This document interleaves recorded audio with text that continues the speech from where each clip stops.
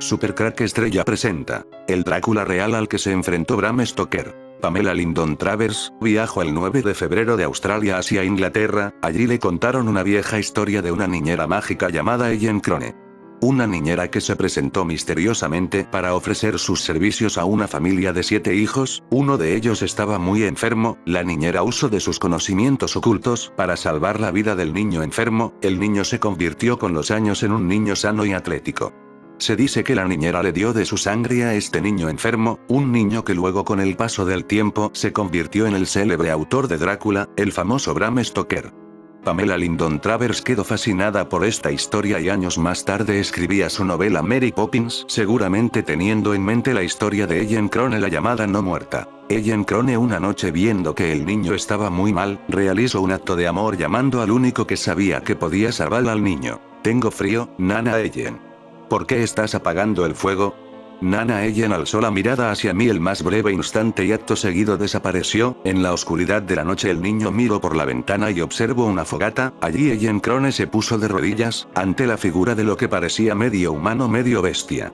Al rato apareció Ellen Crone en la habitación, dando algo extraño que beber a nuestro joven niño Bram Stoker. Con el tiempo Ellen Crone explicó al niño el verdadero origen de estos no muertos, que usaban de máquinas asombrosas que se movían por el tiempo, máquinas que transformaban a los seres humanos en no muertos. Con el tiempo estos no muertos fueron llamados viajeros del tiempo. Bram Stoker siempre estuvo interesado por estos no muertos, que podían moverse en el tiempo, sabiendo que su naturaleza era mala, por lo que la misma Ellen Crone le contó, pensó en combatirlos. Para ello quiso de usar de sus novelas para que la gente supiera de la existencia de estos no muertos vampiros viajeros del tiempo.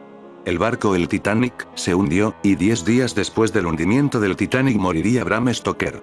El Titanic tenía dentro a varios viajeros del tiempo. Es seguro que Bram Stoker sabía de esto y quisiera contarlo, pero su muerte lo impidió. Al mismo tiempo que se produjo el hundimiento del Titanic, el número del 1 de mayo de 1912 de The Popular Magazine, una revista pulp estadounidense, salía a la venta. Contenía una corta historia llamada The White Ghost of Disaster, el blanco fantasma del desastre, que describía la colisión de un transatlántico con un iceberg en el océano Atlántico, el hundimiento del barco y el destino de los pasajeros. La historia, escrita por Cleo Garnett, el seudónimo del autor de relatos marinos T. Jenkins Sainz, causó una cierta sensación. Parece claro que los vampiros ya sabían de lo que le ocurriría al Titanic. ¿Drácula y el Titanic? Imagino alzarse más de una ceja. Ah, pero hay elementos que unen a ambos, al famoso vampiro y al no menos célebre buque hundido.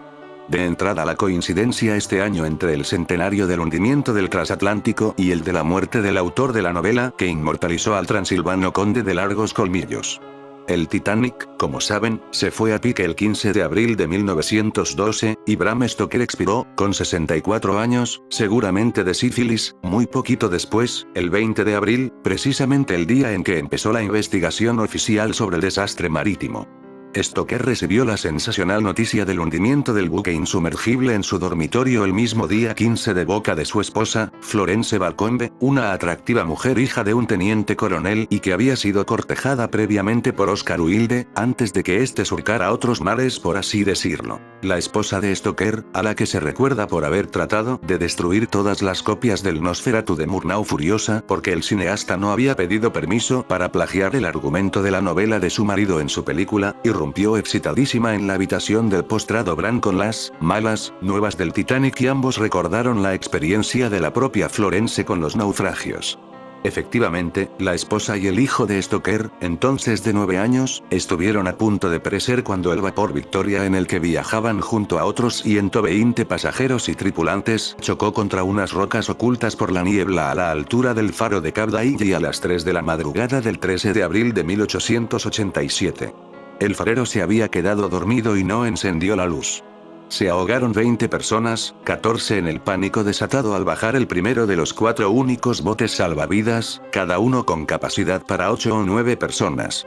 Florence y el pequeño Irving Noel consiguieron sitio en el tercero. Un bote entero partió solo con hombres, pues no hubo ninguna orden tipo mujeres y niños primero.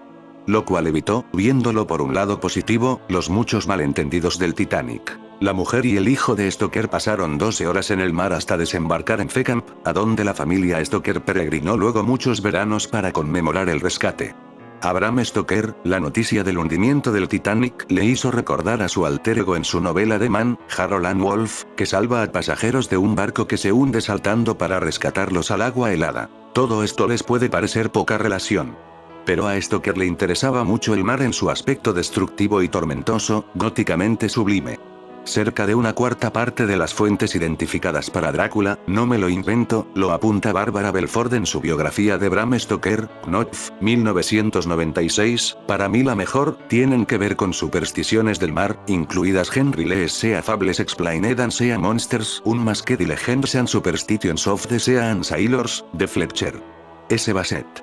Uno de los episodios fundamentales de Drácula por supuesto ocurre en el mar y acaba en naufragio. El de la pequeña goleta Demeter procedente de Varna que traslada los ataúdes del conde a Inglaterra y que se estrella contra la arena cerca de la escollera conocida como Tateil Pier en Whitby. Recordarán que el capitán del barco, el único a bordo, de los 5 marineros, 2 suboficiales y el cocinero, ni rastro, BRRRR, estaba atado muerto a la rueda del timón. Stoker se basó en un naufragio real que investigó a fondo, el del schooner ruso Dmitry procedente de Narva, Sikh, embarrancado en el mismo lugar que la ficticia Demeter el 24 de octubre de 1885. Me encantan estas deliciosas relaciones entre barcos reales e imaginarios. Conrad hizo lo mismo con los de sus novelas, empezando por el Patna. Pero ya les he hecho esperar mucho con estos prolegómenos. Vamos al grano. Efectivamente, hay una relación directa entre el conde Drácula y el Titanic. En la simpática y llena de guiños secuela de Drácula que en 2009 escribió el sobrino bisnieto de Bram Stoker, Dacre Stoker, Drácula de Undead, publicada en España por Roca, Kinsey Archer, el hijo del vampiro y Mina Archer, sí, han pasado muchas cosas desde aquella velada en Borgo Pass, sube a un enorme transatlántico que se dispone a partir hacia Nueva York en su viaje inaugural. Viaja en la cubierta B en primera clase y lleva con él 2 grandes cajas que van a parar a la bodega del barco. Por supuesto adivinan el nombre del buque, Titanic. Recordando el pasaje me he puesto en contacto con Dacre, que debe su nombre a un antepasado, Henry Hugh Gordon Dacre Stoker, el valeroso comandante de la E-2, un submarino que en la I Guerra Mundial forzó el paso de los Dardanelos, véase Stoker Submarine, Harper Collins, 2003. Drácula y los submarinos, madre mía. Para comentar la jugada.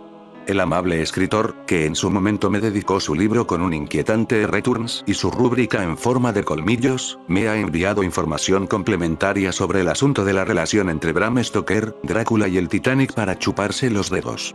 Vean. Bram Stoker escribió un artículo sobre los mismos astilleros de Belfast en los que años más tarde se construiría el Titanic.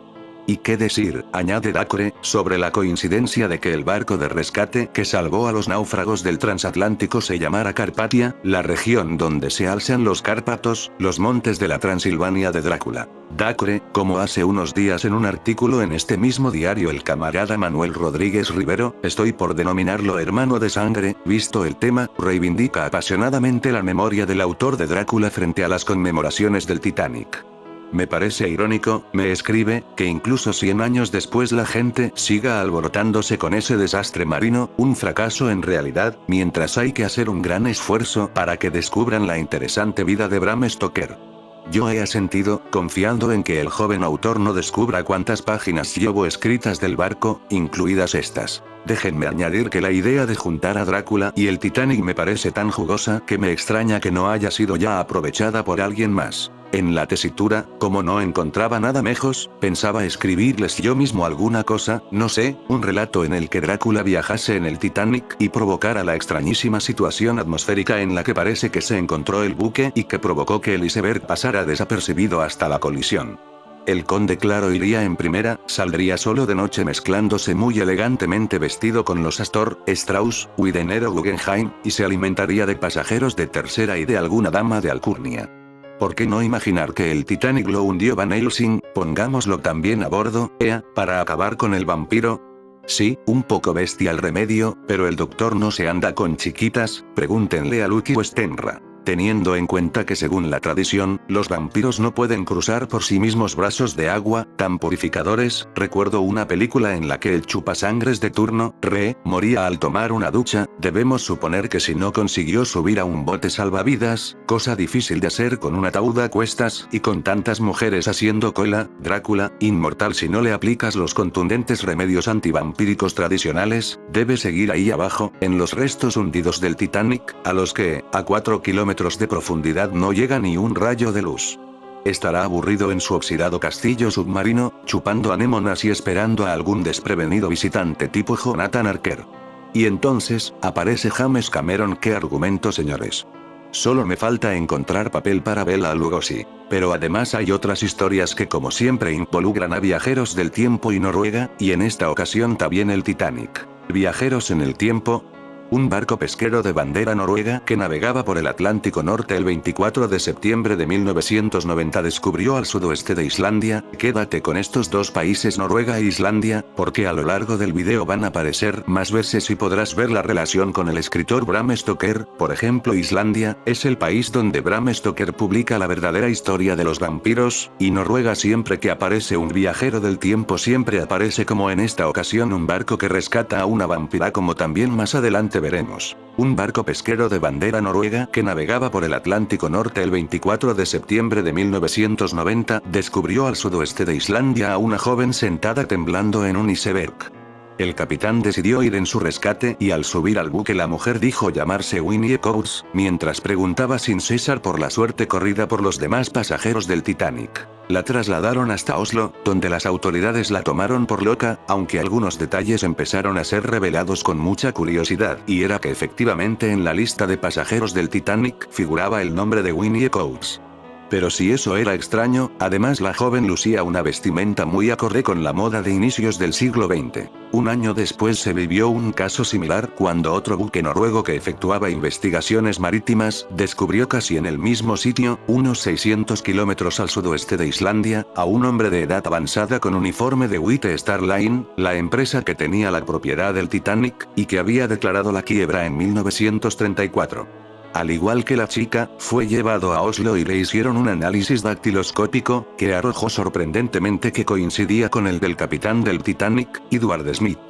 Rápidamente, las dudas estallaron entre los investigadores, que comenzaron a evaluar qué había sucedido con estas personas. En especial, porque la historia oficial indica que el capitán había muerto en la tragedia a bordo del Titanic, mientras que en el caso de Winnie Coates, aunque se sabe que sobrevivió, los registros indican que falleció en 1960. El 15 de abril de 1972 Lloyd Detmer, radiotelegrafista del crucero estadounidense Theodore Roosevelt, recibió un SOS. No se oía bien, pero se podía distinguir que la nave que solicita ayuda era una llamada Titanic.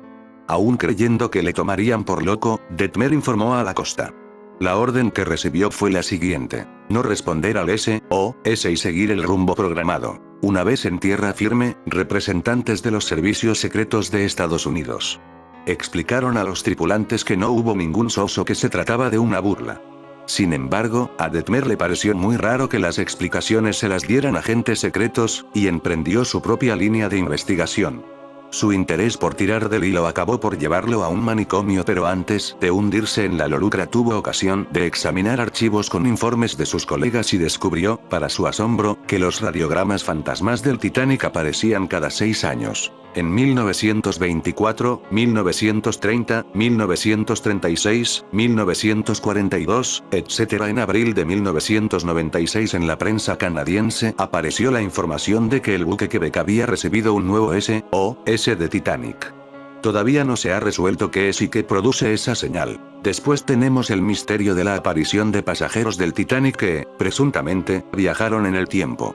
Hay dos casos que alimentan esta historia. En el año 1991, 24 de septiembre, un barco pesquero con bandera noruega descubrió en el Atlántico Norte a 340 kilómetros al suroeste de Islandia, a una joven, de unos 29 años de edad, sentada temblando en un iceberg. Dijo que su nombre era Winnie Coates y preguntó por el resto de los pasajeros de Titanic. El capitán del pesquero, Carl Jorgen, la llevó a Oslo, donde las autoridades de Noruega pensaron que la mujer estaba loca. Lo único que les hizo dudar fue que, según comunicaron los oficiales de la Marina Británica, en la lista de pasajeros de Titanic sí que había una Winnie Coates y otro detalle muy peculiar. La joven iba vestida a la moda imperante a inicios del siglo XX. Se sabe que sobrevivió, y los registros indican que falleció en 1960, pero el análisis de su dactilograma coincidió con el de aquella pasajera de 1912 del Titanic. El 9 de agosto de 1991 otro buque noruego de investigaciones marítimas, el Kniper Larson, descubrió casi en el mismo lugar, a unos 365 kilómetros al suroeste de Islandia, a un hombre de edad avanzada vestido con uniforme de White Star Line, la empresa propietaria de Titanic. Lo llevaron a Oslo, donde, al igual que la chica, le hicieron un análisis dactiloscópico, que arrojó, sorprendentemente, que coincidía con la de 1912 de Edward John Smith, capitán del Titanic. La historia oficial indica que este capitán había muerto en la tragedia hundiéndose con el barco. Entonces, ¿qué ha podido suceder? ¿Cómo es posible que en el medio de la nada se encontraran personas que ya estaban muertas desde hacía mucho tiempo y que se identificaban como pasajeros del Titanic? Winnie Coates y el capitán Edward John Smith fueron rescatados en la misma área. Esto lleva a pensar que el Titanic y sus pasajeros habrían caído en una especie de time loop o bucle temporal, pero yo prefiero incorporar esta historia a los misterios del siglo XX, aunque solo sean simples mentiras, o simplemente son vampiros que no mueren. Quizás era la mujer encontrada Nana Ellen, la vampira niñera de Bram Stoker. Empezaremos temporada.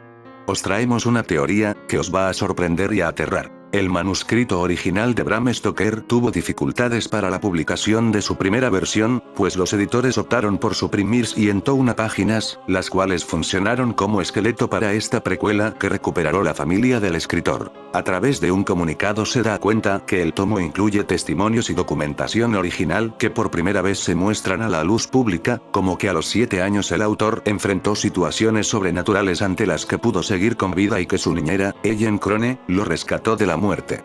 Ellen Crone, la niñera que tenía Bram Stoker, era una vampira real, que aparece en una novela muy desconocida de Bram Stoker, titulada Macmillan, donde la niñera aparece en esta novela como la condesa. Bram Stoker dijo de esta novela titulada que era una historia real, 100% reales. En ella nos dice que Drácula el Real se escondía en Islandia por el año 1901. Bram Stoker se enfrentó al verdadero Drácula 2 veces en su vida. Una de estas luchas con Drácula ocurrió en un lugar llamado Interkalfjord, una granja 70 kilómetros al norte de Múnich, posiblemente por el año 1890. Ellen Crone, la condesa vampira, es más que seguro se trate de la viajera del tiempo, que aparece en Oslo, Noruega en el año 1890, que aparece en una fotografía con un teléfono móvil en la mano con el gesto de hablar con él. Estos vampiros sufren una mutación en la sangre cuando viajan en el tiempo. En estos viajes del tiempo en sus máquinas sus cuerpos se transforman en algo distinto a lo que son los humanos, ellos rejuvenecen en esos viajes en el tiempo, se convierten en vampiros, su ADN cambia.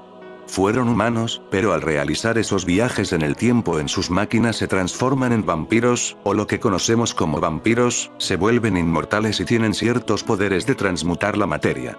Se podría decir que el verdadero origen de los vampiros no viene de una maldición, sino que son seres del futuro que están entre nosotros hace miles de años. El manuscrito original de Bram Stoker tuvo dificultades para la publicación de su primera versión, pues los editores optaron por suprimir 101 páginas, las cuales funcionaron como esqueleto para esta precuela que recuperó la familia del escritor. A través de un comunicado se da cuenta que el tomo incluye testimonios y documentación original que por primera vez se muestran a la luz pública, como que a los 7 años el autor enfrentó situaciones sobrenaturales ante las que pudo seguir con vida y que su niñera, Ellen Crone, lo rescató de la muerte. El escritor Bram Stoker fue un niño enfermizo, a quien ningún médico daba pronósticos de sobrevivir. De pronto y de manera misteriosa, una noche fue completamente sanado. Esta es la precuela del vampiro. A veces nuestros más profundos temores son los que llevamos más cerca del corazón. Esa es una de las frases más certeras que envuelven con realismo la historia de Drácula, el origen. La precuela del vampiro, autorizada por los herederos del escritor Bram Stoker, se adentra en los misterios que preceden a la novela original del conde Drácula y revelan que en ella hubo mucho más que ficción. El escritor Bram Stoker fue un niño enfermizo, a quien ningún médico daba pronósticos de sobrevivir. De pronto y de manera misteriosa, una noche fue completamente sanado. Ante la falta de resultados en los tratamientos con sanguijuelas durante la primera etapa de su vida, una misteriosa mujer se encargó de su salud. Tengo frío, Nana Ellen. ¿Por qué estás apagando el fuego? Nana Ellen alzó la mirada hacia mí el más breve instante y acto seguido desapareció.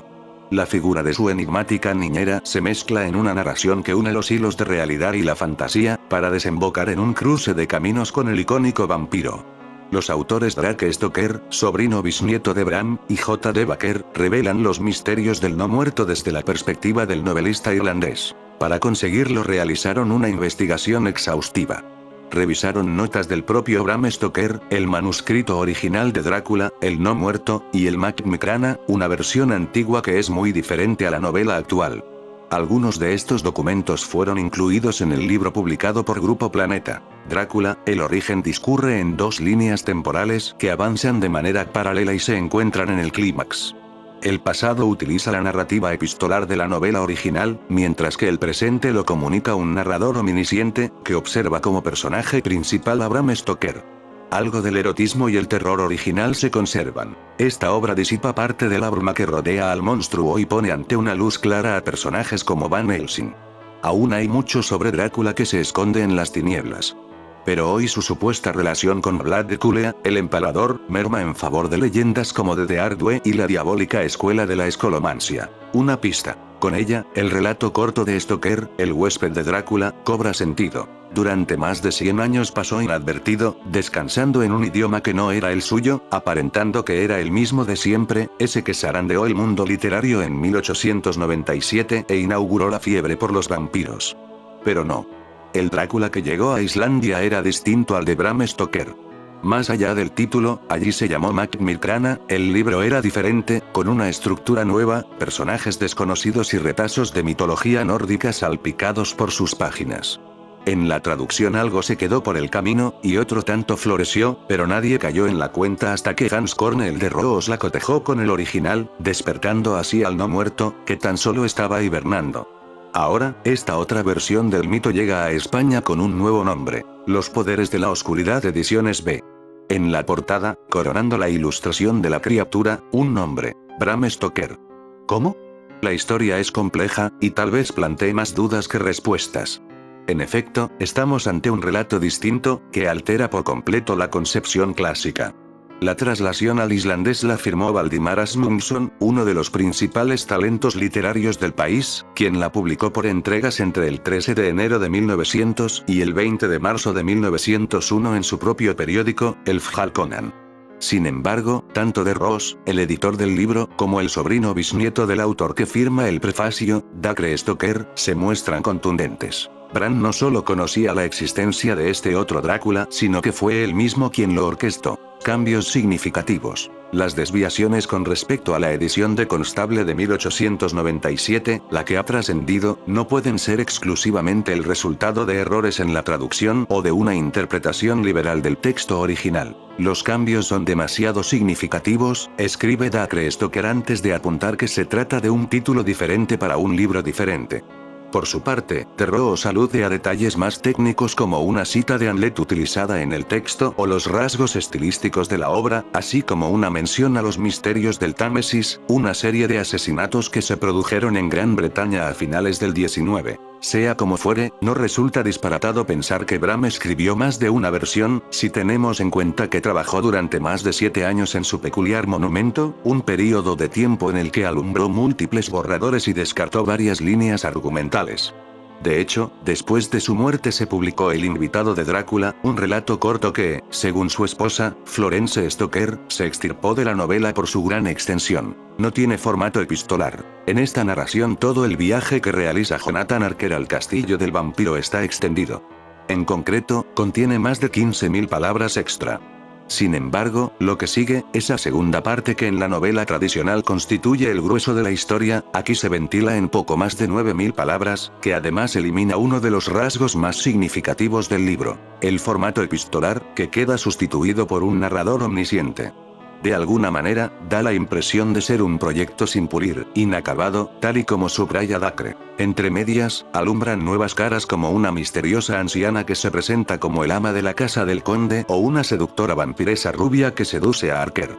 El final, que también difiere, se acerca misteriosamente a las posteriores versiones teatrales y cinematográficas del mito, incluido el elegante aspecto del conde cuando se presenta al público. Sería necesario investigar en mayor profundidad para comprender cómo es posible que Macmillan anticipase cambios realizados un cuarto de siglo más tarde por el dramaturgo Hamilton Deane y el guionista de cine John Balderston, a nota de Roos en el estudio introductorio de la obra. Sería necesario investigar en mayor profundidad para comprender cómo es posible que Macmillan anticipase cambios realizados un cuarto de siglo más tarde, pero ya hemos dicho en este video que los vampiros son viajeros del tiempo. Mejor explicado, estas máquinas cambian las estructuras del cuerpo de tal forma que se convierten en vampiro. Sería necesario investigar en mayor profundidad para comprender cómo es posible que Macmillan anticipase cambios realizados un cuarto de siglo más tarde. Pues bien, esta es la respuesta: porque son viajeros del tiempo y conocen el futuro mejor que nadie. Ya que el Destripador, más allá de los nuevos detalles, quizá lo que convierte a esta obra en algo único sea el prefacio del autor, que incluye un elemento que no apareció ni en la versión original ni en las traducciones anteriores a la islandesa, la húngara, que es fiel a la novela, y la sueca, que presenta modificaciones y que parece ser que fue el texto base que utilizó Valdimar Asmundsson. En ese escrito, que además es la única parte del Macmillan que se había traducido hasta el momento, Stoker contribuye a alargar la sombra de misterio de su personaje. En todo momento, el autor afirma que los acontecimientos narrados tuvieron realmente lugar.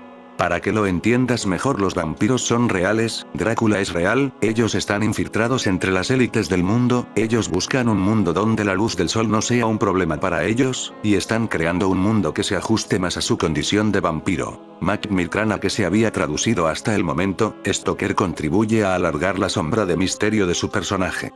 En todo momento, el autor afirma que los acontecimientos narrados tuvieron realmente lugar y que en su momento provocaron tanta repugnancia en gente de todo el mundo como los crímenes de Jack el Destripador, que ocurrieron poco después.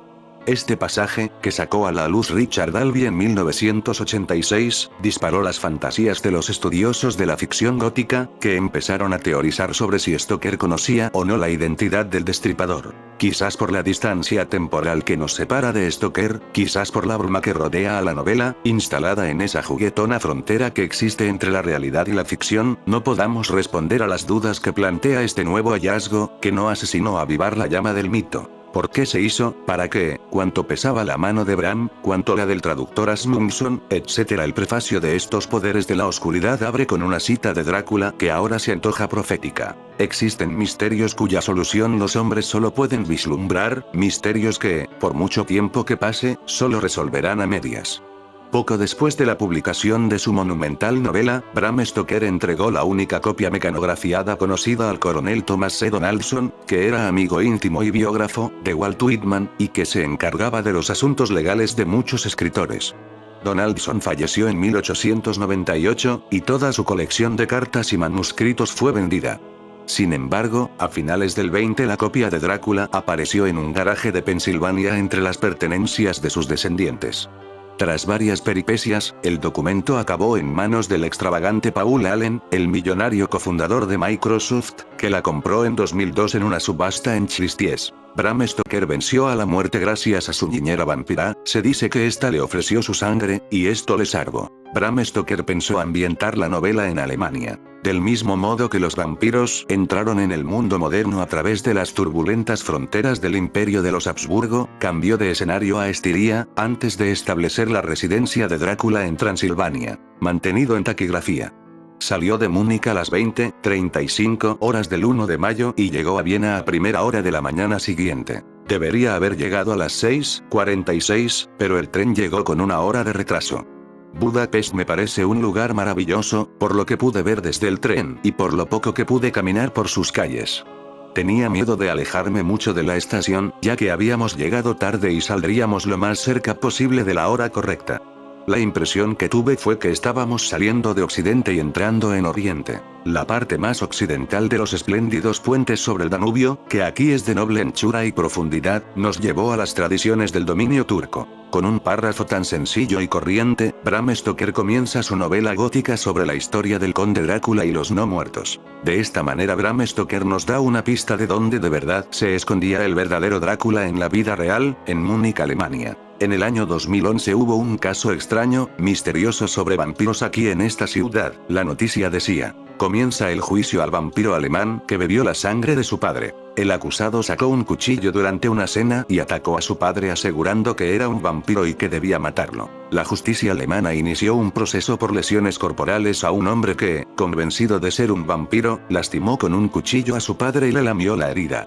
Los jueces de la Corte de Distrito de Múnich decidirán si el acusado, de 39 años, debe ser internado en una clínica psiquiátrica por sus problemas mentales, como pide la fiscalía. A fines de noviembre del 2011, el hombre sacó un cuchillo durante una cena y atacó a su padre asegurando que era un vampiro y que debía matarlo. El padre logró defenderse, pero recibió un profundo corte en la mano que sangró profusamente.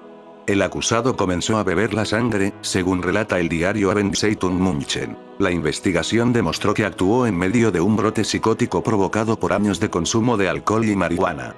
Después de 2 meses internado en un hospital, quedó en libertad condicional y volvió a vivir en casa de sus padres, que se negaron a declarar en el proceso. Asimismo, numerosas son las culturas que en su folclore han poseído y poseen figuras con características similares a las del vampiro. Alp, Alemania. Fantasma bebedor de sangre que puede adoptar la figura de un pájaro, cerdo o gato.